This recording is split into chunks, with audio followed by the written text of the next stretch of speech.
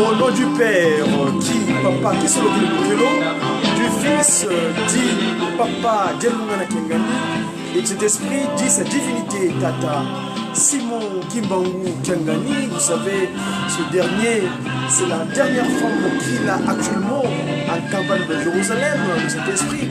Mais il avait pris notre forme dans un premier temps, qu'on appelle Kimbangu Ier, 1887, Kimbangu deuxième, 22 mars 1918.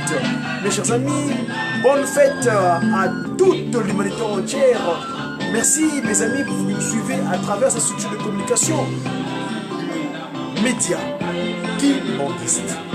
Nous sommes aujourd'hui le 27. Le 27 avril,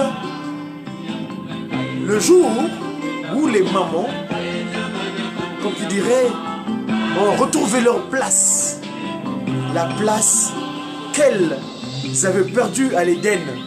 Vous savez, le mal est rentré par la femme. Et le bien est revenu par la femme. Ça, c'est la langue de Molière. Donc, au Congo, c'est encore plus clair. On dit Kawanga, Ngudialongo. La première maman de l'humanité, Ève, avait entendu les dires venant de la part de Satan par le truchement du serpent. Et le mal est rentré. Parce que le serpent était l'animal qui a servi de pont, serpent, entre Chétan, Satan, Kadiampemba et l'humain. Donc, Kakakenge Ève, elle a entendu Wakawiding Kiawanga. C'est pourquoi le 27, c'est la date de sa victoire, dont la fête divine. Mais la nuit du 5 au 6 avril, c'est elle qui entendait la conversation entre le Seigneur Jésus-Christ et Tata Simon Kimbangu. Et c'est là où intervient la notion de Kiawang, encore de nouveau. Kiawang, elle entendait, elle est venue corriger l'erreur de notre ancêtre première, Maman Ève. Et après avoir œuvré 59 ans dur, disons entre 1921 jusqu'à 1959, 27 avril précisément, tel que nous sommes aujourd'hui, qui est la date anniversaire de sa victoire. Parce qu'elle a tenu le flambeau, elle n'a pas lâché prise, malgré les sévices, malgré les tentations, malgré les tortures. Mais cette maman, cette dame, notre dame, la vraie dame de l'humanité, notre dame, Maman Marie, la mère de Jésus Christ, Maman Marie, la mère de notre Seigneur Jésus-Christ, devenue nouveau sous terre, un à 5 mains, Papa Djelungana Kengani. Elle a rendu la femme respectueuse, d'où le Nzitani, parce qu'elle s'appelle Marie Mouilou. Mouilou veut dire l'étoile. L'étoile qui est venue sur terre.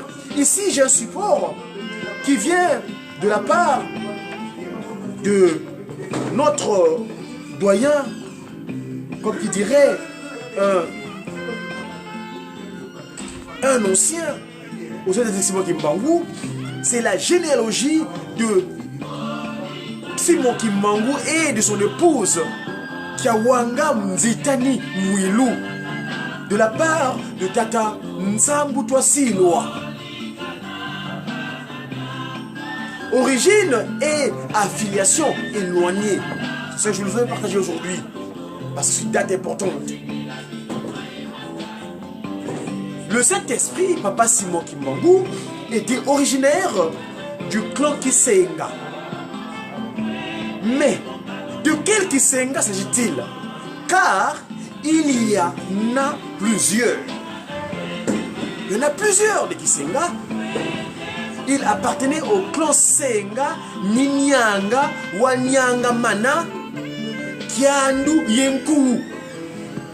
Le village de son clan est Sawana Bokonkungulu, dans la collectivité de Ngome Matadi, zone de Mbanza-Ngungu, sous-région des Cataractes, dans la région du Congo central.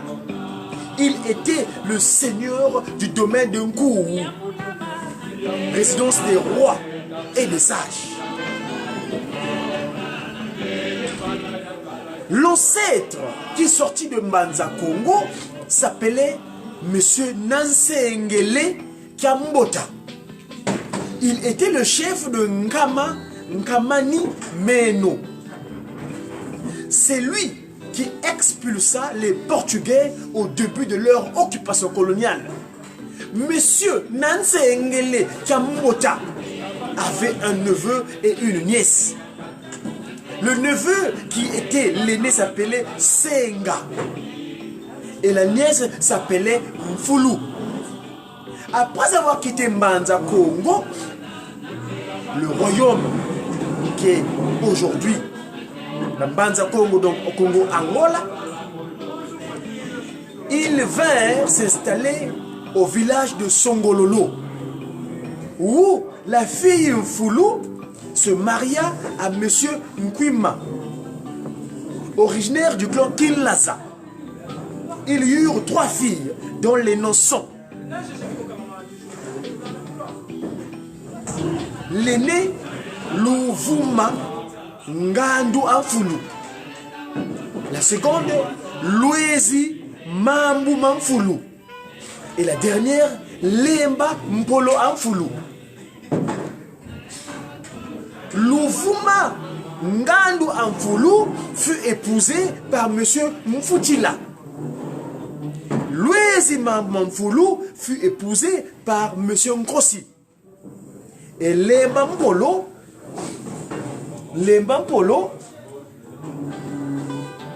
Amfulu fut épousé par monsieur Mfulama.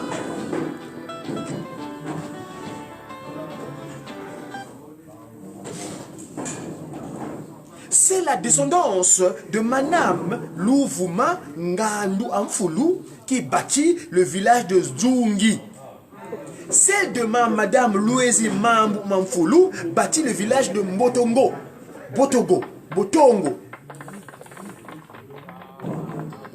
Et celle de Madame Lemampolo Amfulu bâtit le village de Sawana. Madame Lemampolo Amfulu eut 3 filles, dont voici les noms. Nikuba, Ntuba, Bungwansahanda.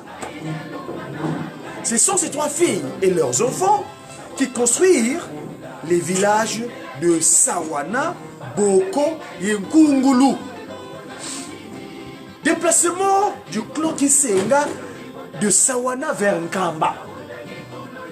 Le clan Kisenga de Sawana se trouva en Nkamba de la manière suivante.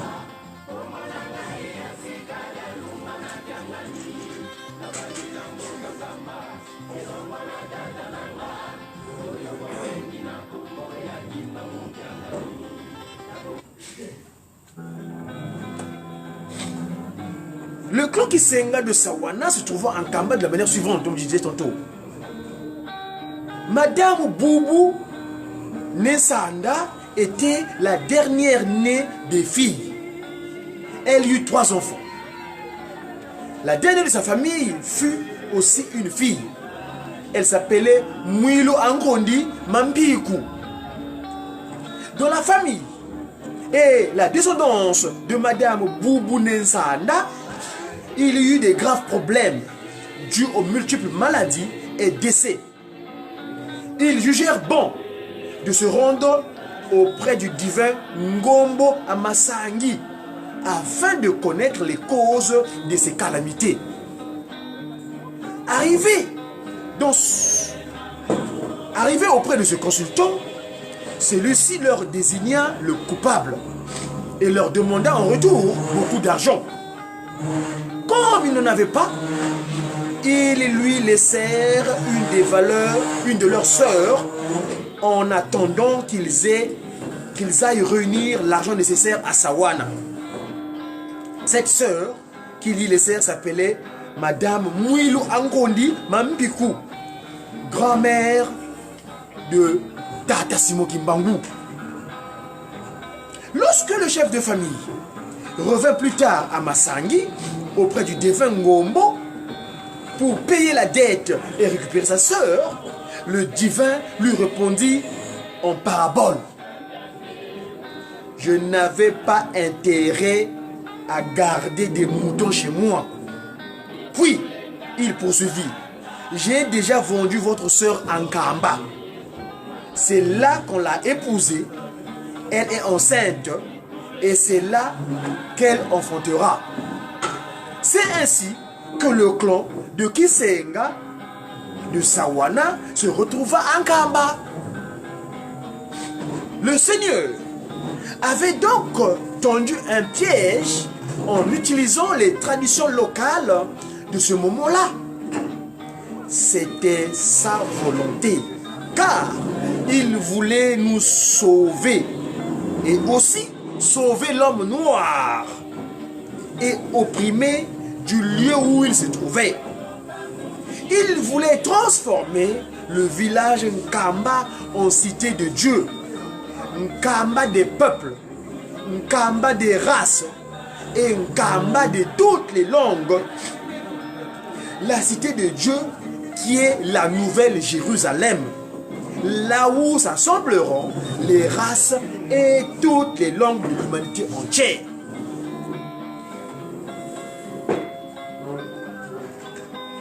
Ci-dessous, on trouve les noms des personnages, je vous ai cité tout à l'heure, et leur appartenance clanique qui jouent un rôle considérable dans la généalogie de Dieu le Saint-Esprit, Tata Simo Kimbangu. Certains sont des contemporains, d'autres sont des grands-parents. Ces personnages sont regroupés selon les clans et les villages auxquels ils appartiennent et où ils sont originaires. C'est ça. Suivons. Monsieur Ndompaoulu Nsengi Mandimba, Monsieur Kouyela et Madame Kimpana qui étaient du clan Lazampangu de Nkamba. Monsieur Mouemoué Anoudi qui était du clan Kingoyo de Nkamba. Madame Touba Nkusu et sa fille Marie Mwilu Kiawanga étaient du clan Kinzinga de Kingombe. Monsieur Mfuka, qui était du clan Lazampangu de Lukengo, il était le gardien des lieux. Madame Louezi Wafuemina, qui était du clan Kisenga de Sawana. Monsieur Ndompetolo Makaya Mayuma et le Saint-Esprit Tata Simo Kimbangu était le dernier né et le chef du clan Kisenga de Sawana. La généalogie du Tata Simo Kimbangu, Dieu le Saint-Esprit, trouve sa source au sein de 3 familles qui ne devinrent plus qu'une. Les sources familiales sont matriarcales, disons. La première famille fut celle de Madame Mwilu Ankondi Mampiku du clan Kisenga. Cette famille était originaire du village Sawana. Maman Mouilou, Ankondi Mampikou, se marie à monsieur Ndompa Oulunsingi Mandima et eurent 3 filles, Mouimindabou, Kinzebo et Louézi. 3 filles, Maman Mouimindabou, Maman Kinzebo et Maman Louézi. La seconde famille fut celle de Mama Kimpana du clan Lazampanzu, originaire du village Nkamba. Elle se maria avec Papa Moué Andoudi et eurent 3 enfants. Ces enfants sont Tata Kouyela, Tata Koumbessa et Madame Louyalou. La 3e famille fut celle de Madame Touba du clan Zinga, originaire du village Kingombe.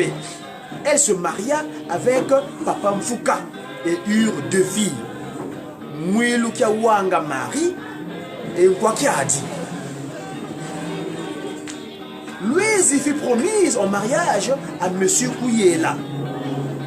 Ils se marièrent selon les rites coutumiers et eurent un enfant à qui ils donnèrent le nom de Simon Kimbangu. Plus tard, Madame Louézi mourut et Kouyela resta veuf. Au domicile de la 3e famille, Monsieur Mfouka aussi mourut et Madame Touba resta veuve. La mort de Louézi fut surprenante. Comme nous le relatons, Louézi revenait des champs de Mpumbu. Elle mit l'enfant Simon Kimbangu au dos de Maman Mbonga, qui était presque sa nourrice. Elle mourut peu après, sans avoir été malade. L'enfant orphelin fut pris en charge par Kinzembo, la sœur de la défunte. Maman Kinzembo, la sœur de Maman Louise. Pendant sa croissance, le jeune Simon Kimbangu habitait à tour de rôle chez sa tante Kinzembo, chez son père Kouyela et chez son cousin Ndompetelo Mpatamiambongo. Il fut ensuite élevé dans la maison de son père Kouyela où vivait Maman Touba. Maman Touba, la femme qu'il épousa après la mort de Louézi, et où fut élevée la fille Mouilou Kiawanga Marie.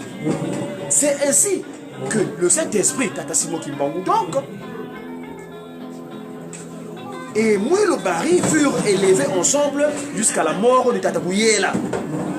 Les sœurs du Saint-Esprit, Tata Simon Kimbangu, furent les enfants des 2 sœurs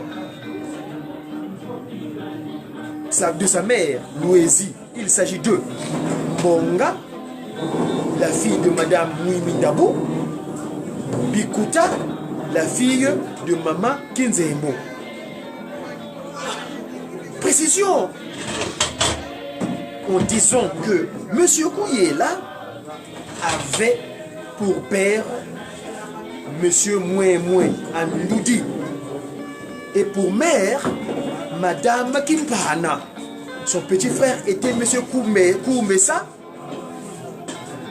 et sa sœur Madame Louyalou. Mouilou Marie Kiawanga avait pour père Mfouka et pour mère Madame Maman Touba.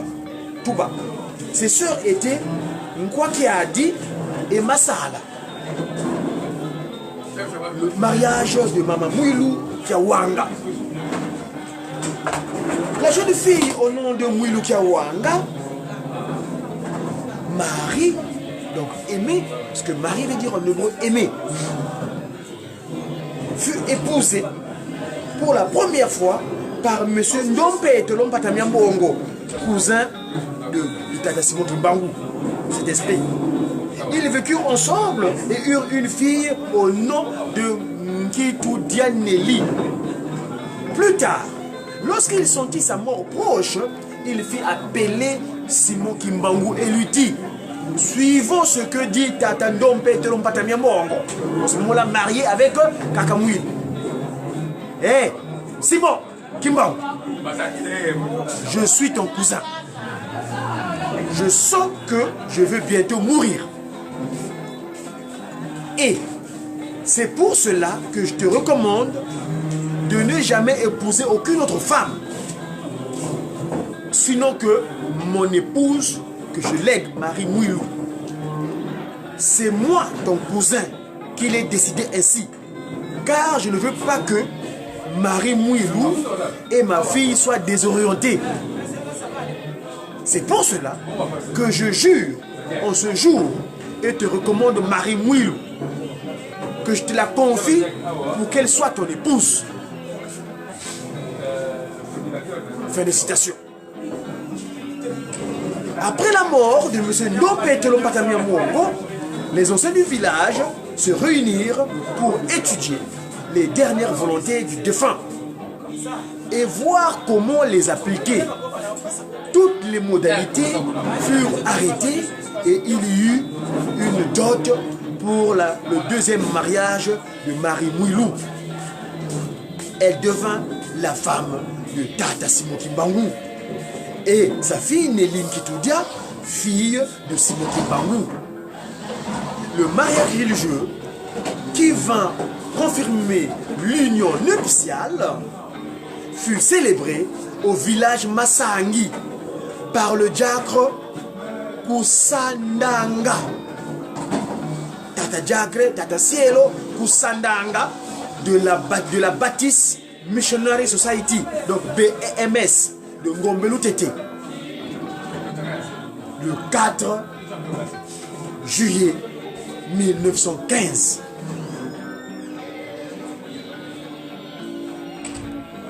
Tout ce que le Saint-Esprit, Tata Simon Kimbangu, fit était justifié et ses actes étaient toujours appréciés par ses contemporains. Auparavant, l'esprit de vérité, Tata Kimbangu, Simon, premier, avait songé épouser mademoiselle Mbahangi. Mais cela ne put se réaliser et il finit par épouser Marie Mouilou Kiawanga, véritable témoin et ensuite gardienne du ministère qui les réalisa par la suite. Le mariage fructueux de l'esprit de vérité Tata Kimbangu premier, donc Kimbangu, celui dont je parle, c'est le Kimbangu de 1887, le 12 septembre, et la transfiguration Papa Simon Kimbangu Kiangani, le vendredi 12 octobre 1851. Et de Marie Mouilou, arrivée sur terre en 1880 jusqu'à 1859, naquirent 3 illustres enfants qui ont permis de perpétuer cette généalogie. La date de 1880, il me semble que c'est 1887, ou 85 plutôt, parce que Simon Kimbangu est né 7 ans ou 5 fois à justifier, s'il vous plaît, pour les chercheurs qui viendront à l'avenir. Il faut bien voir la précision de cette date de naissance de Ngoudia Longo. Il me semble que c'est 1885, hein, le 7 mai. Mais il faut que je regarde ma documentation pour vous donner une autre précision, parce que ici, j'ai mon grand frère, Papa Ené Siangani, qui a écrit un livre à ce propos, qui précise que Kakagawanga était né au mois de mai. Évidemment, le mois ne change pas, mais l'année semble être à préciser. Je peux permettre, donc les éphémérides des dates, donc on a indiqué ici que Ngoudia Longo était arrivé sur terre le 7 mai 1885, d'après le document que papa, grand frère Moutanabiso Tatansiangani a écrit. Alors, descendance, donc la postérité, je voulais dire, donc Nkuna, Nkuna, descendance, alors, Tata Simon Kimbangu et Marie Mouilou Kiawanga eu ce qu'on appelle, parce que les puissances, la puissance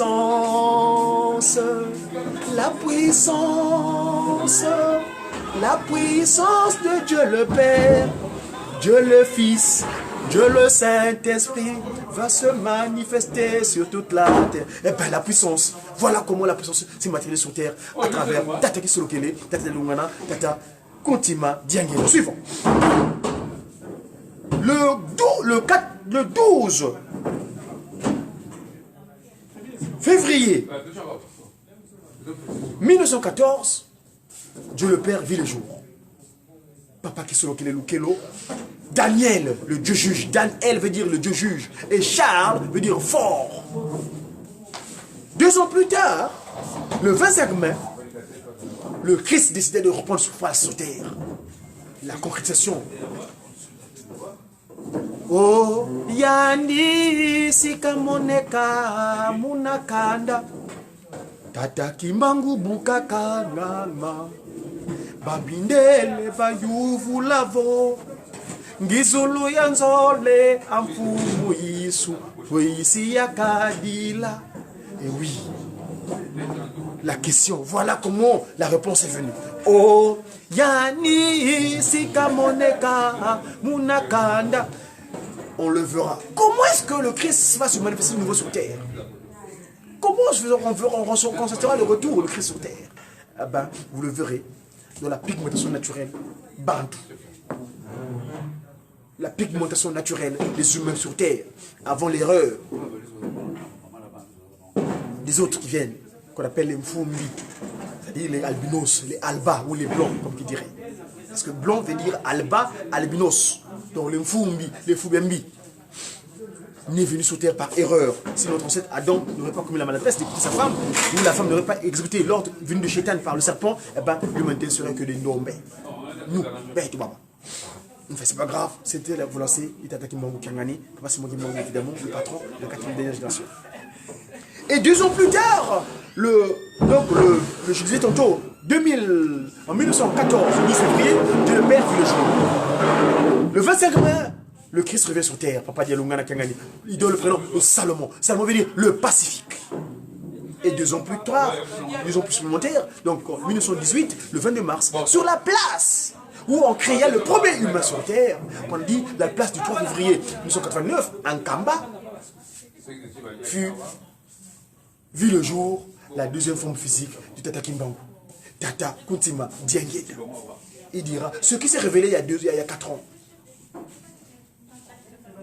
Oui, 1912. Eh ben, ça s'accomplit 2 ans plus tard que le Christ est revenu. Eh ben, ça mettait les doigts au cœur. Kuntima Diengeda. Voilà comment cet esprit se manifeste de nouveau sur terre, sur la place du roi de l'Afrique. En cas. C'était un 22 mars 1918. Voilà mes amis, comment Ngoudian Longo, cette étoile qui a précédé l'humanité entière, se manifesta sur terre jusqu'à ce que nous ayons ce que nous avons aujourd'hui. Voici ici la postérité des 3 glorieux. Ils sont 30.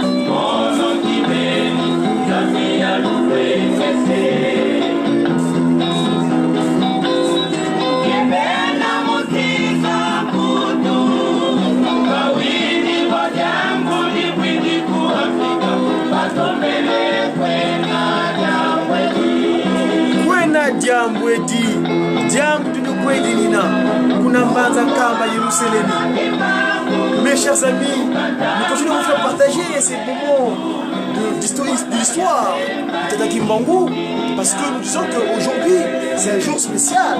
L'étoile qui a précédé toutes les étoiles, les puissances, disons, Kakamouyo Kiawanga, trouva victoire de ce jour 27 avril. Alors, j'ai ici un document écrit par un doyen dans les échanges, dans l'historicité de Tata Kimbangu, les éphémérides et dates importantes de cette institution spirituelle de Kimbanguisme.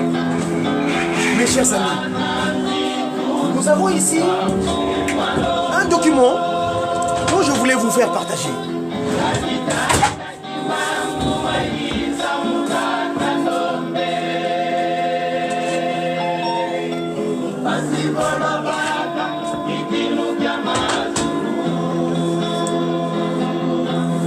Ce document dit quoi? Qu'est-ce qu'il stipule?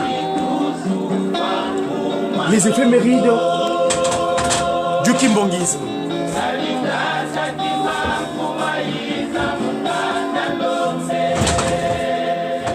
Pour mémoire, nous reprenons dans cette dernière part, dans ce document donc, que je vous fais partager, les éphémérides les plus importantes dates qui ont marqué davantage l'histoire de cette institution spirituelle qui a donné ce qu'on appelle le Kimbanguisme, la nouvelle civilisation, la nouvelle manière qui est vécue de s'humains sur Terre. Cette datation que je vous dispose est exhaustive et peut être affinée et mise à jour suivant les événements sociaux à venir. Nous sommes ici donc le 7 mai 1885. On m'a nommé dans le Kimbangu, nous dirons un 2 de Nkiela en l'an moins 36 du Kimbanguisme. Naissance donc de Ngudia Longo, Kakamoué Lukiawanga Marie Ankamba, fille de Tata Mfuka et de Mama Touba. Peu de temps après sa naissance, elle devint orpheline de père. Mama Touba, sa mère, épousa en seconde noce le père de Papa Simon Kimbangu. Tata Kouyela, resté veuf après le décès de Mama Louisi, décédée plus tôt, laissant son fils unique orphelin de mère. Le 12 septembre 1887, voilà, c'était un 10 de Senzakama Sanza, en l'an moins 34 du Kimbanguisme. Le 12 septembre donc 1887, c'est l'équivalent donc de l'an moins 34 du Kimbanguisme, naissance de Papa Simon Kimbangu Ier. Cet esprit qui forme le 12 septembre 1887, donc le 10 de Senzakama Sanza, le mois c'est Senzakama Sanza au Kimbangu Muna. Parce que ce qu'on disons le lundi, mardi, mercredi, jeudi, ou bien Monday, Tuesday, et ainsi de suite, ça c'est le signe zodiacal, c'est l'astrologie. Mais nous, Tata Kimbangu, on a donné une science dorénavant, nous expliquons notre cosmogonie Congo à proprement dit. Et donc, naissance de Papa Simon Kimbangu Ankamba, fils de Tata Kouyela et de Mama Louisi. Peu de temps après sa naissance, Papa Simon Kimbangu devint orphelin de père. Maman Louisi, sa mère, décéda. On confia à sa sœur Maman Kinzembo pour l'élever, comme l'exige la tradition matriarcale. L'enfant appartient au clan de sa mère. Le 17 mai 1894, donc on est le 12 de Nkiela en l'an moins 27. Papa Simon Kimbangu avait 7 ans. En cette date, Maman Kinzembo sauva la vie du révérend protestant Cameron dit Nzangamene. Pourchassé par les habitants de Mbanzalemba, le révérend Cameron était le chef de la station de la mission protestante de Ngombelutete, fondée par le révérend Cambert en 1885. On passe donc le 18 avril 1898. On est donc le 13 de Kitombo en l'an moins 23. Mort de Tata Kouyela. Tata Kouyela est décédé un 13 de Kintombo en l'an moins 23. Donc l'équivalent de le calendrier grégorien décidé par le pape Grégoire, l'équivalent du 18 avril 1898, autrement dit 1898. Donc le père de Papa Kimbangu, il est là, meurt. Et dans ce moment-là, Tata Kimbangu a 11 ans. 15 juillet 1915. Donc, le Kimbangu Mouna, c'est le 11 de Sivu, en l'an moins 6 du Kimbanguisme. Baptême de Tata Simon Kimbangu et de Maman Mouilou, Kiawanga, à la rivière Tombe, à Voula, de la mission protestante de Ngombe Lutete. Leur mariage religieux fut célébré la veille à Massangi. Maman Mikala, qui devint sa collaboratrice sacerdotale de sacerdoce, le 7 mai 1921 fut aussi baptisé le même jour. Le 17 mars 1921, équivalent donc du 11 Kundi Kanene, l'an 0 du Kimbanguisme, Papa Kimbangu retourne en Kamba après son séjour infructueux à Léopoldville. Le Seigneur, revenant à sa charge, lui fixa une rencontre cruciale pour le début ultime de sa mission. 18 mars 1921, l'appel du Seigneur est plus insistant. Descendant en Kamba, le Seigneur rencontra effectivement Papa Simon Kimbangu et lui offrit le vêtement appelé Kolowa. Kolowa, s'il vous plaît, pour votre information, Kolowa, ça veut dire ce qui dure éternellement et sans fin ni usure. Voilà. Donc, on est donc le 18 mars 1921, le Christ Jésus descend en Kamba pour recommander à Papa Simon Kimbangu, tu es disposé maintenant de cette... Voyez-tu Kolowa Kansundidi. Donc, ce vêtement dure éternellement, donc ce qui dure éternellement et sans fin ni usure. Tata Toufamana était le témoin oculaire de cette scène. Il ordonna de commencer immédiatement son œuvre. 6 avril 1921, guérison de Mama Kantondo du village de Ngombe Kinsuka par Papa Simon Kimbangu en lui imposant les mains après une courte prière. C'est le début officiel de la nouvelle civilisation sur terre, le Kimbanguisme. La puissance de tout puissant se manifesta dans cette contrée. 5 mai 1921. Donc l'équivalent du premier qui est là, en l'an 0, le Mvuatuku. Donc 1921, c'est le commencement, Mvuatuku. Un qui est là, Mvuatuku. Donc 5 mai, c'était le premier, nous l'équivalent c'est le 1er mai, c'est le premier qui est là plutôt, mais dans le monde calendrier grégorien, c'est le 5 mai. Première visite des pasteurs protestants de Ngombe Lutete en Kamba. Le révérend Jennings et Hilar s'y rendirent pour se rendre compte de la réalité de l'éveil spirituel de Kamba. Ils vécurent comme témoins des prodiges qui s'y opéraient par leur catéchiste Kimbangu. 6 mai 1921. L'équivalent du 2 qui est là en l'an 0 du Kimbanguisme.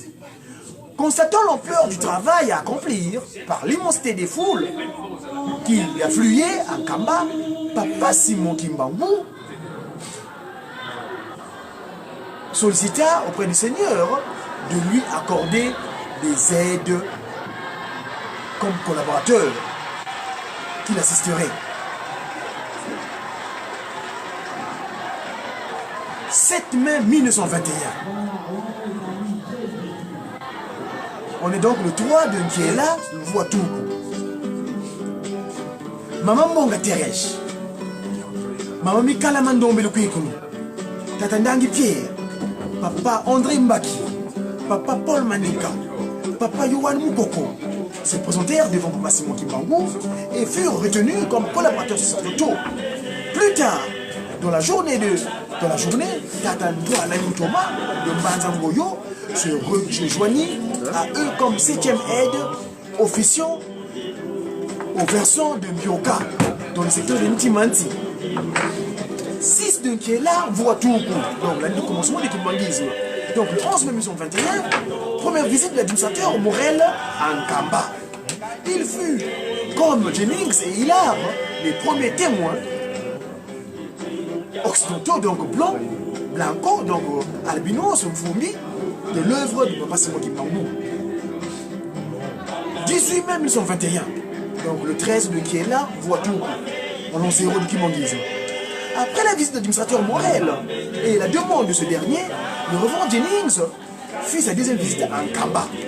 Ce fut au cours de cette dernière visite que les pasteurs protestants interdirent l'utilisation de leur cantique à Tata Simon Kimbangu, Papa Mukoko Yohan, pour leur faire comprendre la puissance de Dieu, capta la première chanson kimbanguiste, Amake Samandungini, nous voit témoigner nous, quoi sous nous sambunoa, nous voit témoigner nous. Voilà. On passe à la journée du 1er au 2 juin 1921. Tenu à civil du conclave réunissant l'administrateur du territoire moral, les colons, les protestants et les catholiques, les commerçants et les journalistes afin d'étudier comment mettre fin par toutes les voies, donc les moyens de l'œuvre de naissance de Tata Kimbangu. 6 juin 1921. À l'issue de ce conclave, l'administrateur Léon Morel fut chargé de procéder à l'arrestation immédiate de Kimbangu et de tous ses collaborateurs. Accompagné d'une armada de soldats, l'expédition de Morel fit un mort. La victime de ce commando fut un enfant dont la mère s'appelait Nyongwa, du village Kilwa, circonscription de Kiana. Kamba fut occupé par les troupes militaires. Les habitants et les pèlerins furent contraints à la clandestinité. Papa Simon Kimbangu s'étant libéré, Morel procéda à l'arrestation de la plupart de ses collaborateurs et plusieurs fidèles parmi les pèlerins. 10 juin 1921, Papa Simon Kimbangu quitta Nkamba pour son égir dans la région de Mbanza-Nsanda, où il établit son quartier général comme le lui avait ordonné le Seigneur Jésus-Christ. 20 août 1921, à la prison de Manzangungu, à l'époque s'appelait Tisville, où elle fut enfermée, et des suites des mauvais traitements, Maman Mbonga Thérèse succomba à l'hôpital où elle fut admise. Ce décès de Maman Mbonga fut précédé par celui de Tata Wa Kanduka le 17 août 1921. Alors là, nous arrivons à ce Senzaki Masanza. Nous devons nous mettre debout parce que c'est là-bas où ce que nous entreprenons ont pris origine. Samedi 10 septembre 1921. Donc c'est l'équivalent du 8 Senzaki Masanza. On voit tout au coup. Donc l'année du commencement.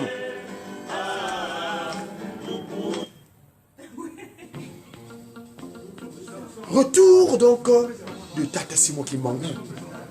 10 septembre 1921, Papa Simon Kimbangu, l'esprit de vérité, décide de rentrer.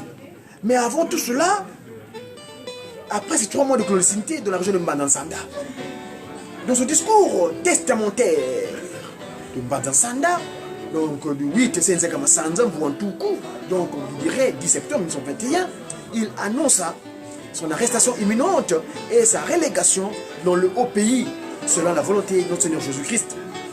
Alors que ces colonialistes voulaient sa mort physique par pendaison ou par immolation.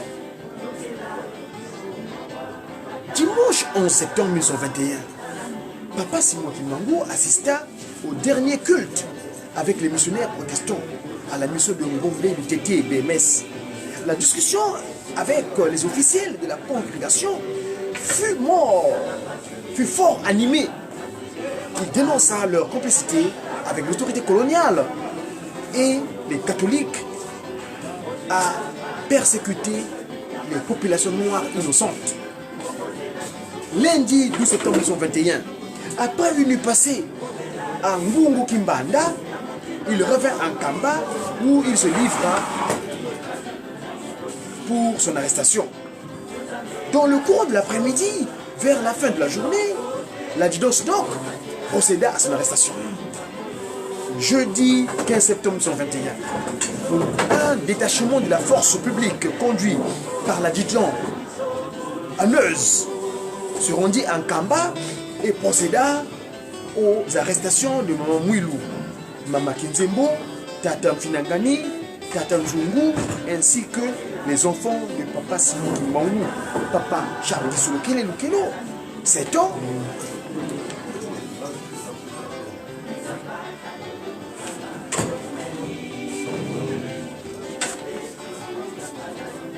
Papa Kisulokele Lukelo, les 7 ans, ce moment-là, Dieu le Père, Tata Lungana, le Seigneur Jésus-Christ avait 5 ans, et la deuxième disposition de Tata Kimbangu sur terre, donc Papa Madiangenda avait 3 ans. Dimanche 12 septembre 1921, l'ouverture par le conseil de guerre présidé par le juge de Rossi pour juger les insurgés et les acolytes de Tata Simon Kimbangu arrêtés le 6 juillet 1921.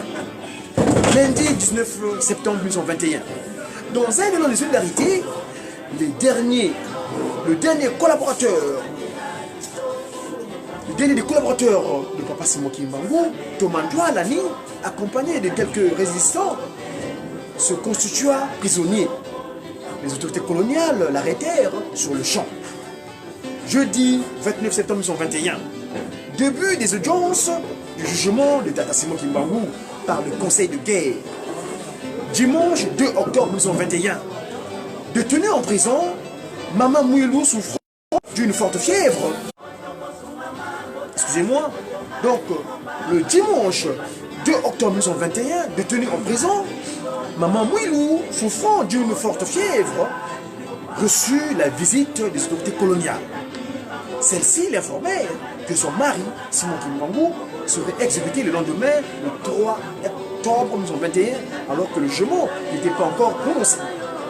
Le lundi 3 octobre, Kiambanga, Tiantete Kiambanga là, Mvuatuku, donc 3 octobre 1921, le conseil de guerre, par la voix du juge de Rossi, prononça la sentence suprême. Papa Simon Kimbangu fut condamné à la mort et il reçut 120 coups de fouet.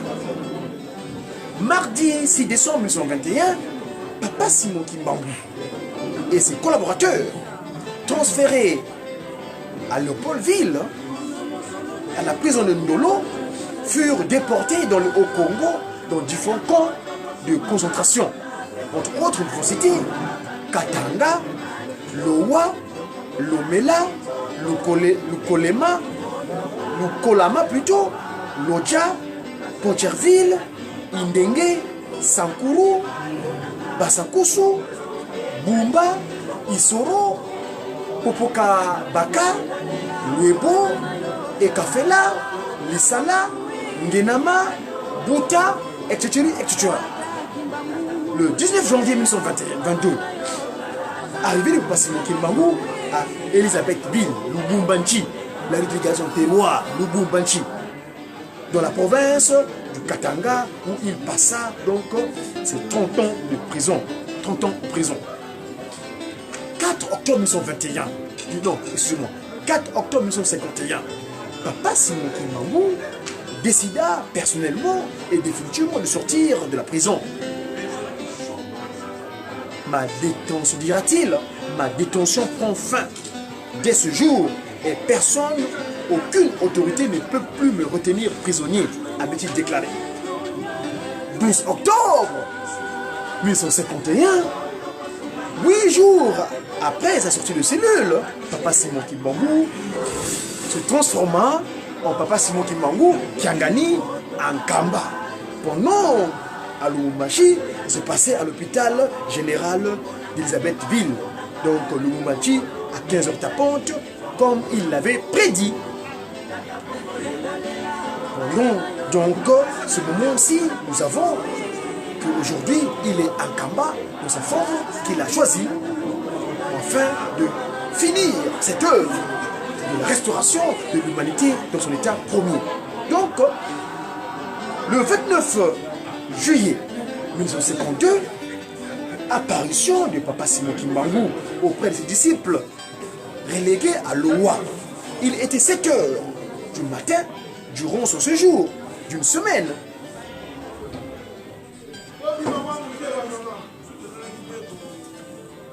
Il entreprit une tournée universelle par Ongoka, au nord de l'Owa, à Ongoka. Papa Simon Kimbangu récupéra sa Bible du fond de la chute, du fond des chutes, et envoya 12 jeunes en mission à travers le monde. 29 juillet 1958, accident mortel dont avait été victime sa deuxième disposition physique, Papa Dikuti Madiangela Joseph, sur la route de Tislim Matadi, qu'on appelle Kunda Masangu, autrement dit dorénavant Lou Polu dans le Congo central. Il se rendait à Boma pour aller rendre visite à son frère Tata, qui sur lequel mon modèle politique de le pays. A très bientôt, on continuera la suite, c'est Simon Kimbangu le bien, à la date du 12 avril 1909, 7 jours avant sa translation. Papa Mama Mouilou Kiawanga, dont célébrons la fête aujourd'hui, posa son dernier acte en tant que chef spirituel de la future église qui s'organisait. Elle procéda à la remise des cartes au premier catéchiste kimoniste lors de sa cérémonie, de la cérémonie en Kamba. Voilà, c'était ainsi que je termine, parce qu'il y aura la bénédiction tout à l'heure de cette spécificité.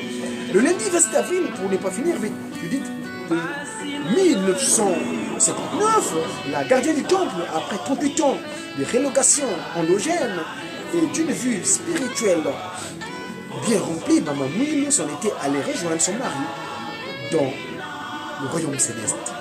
Ses obsèques et son émotion s'étaient déroulées à Ngombe Gensoka. Et là, nous avons célébré aujourd'hui les 60 ans depuis 15 ans. A tout à l'heure, mes amis. Merci. J'écris sa divinité. Tata Simon Kimbangu.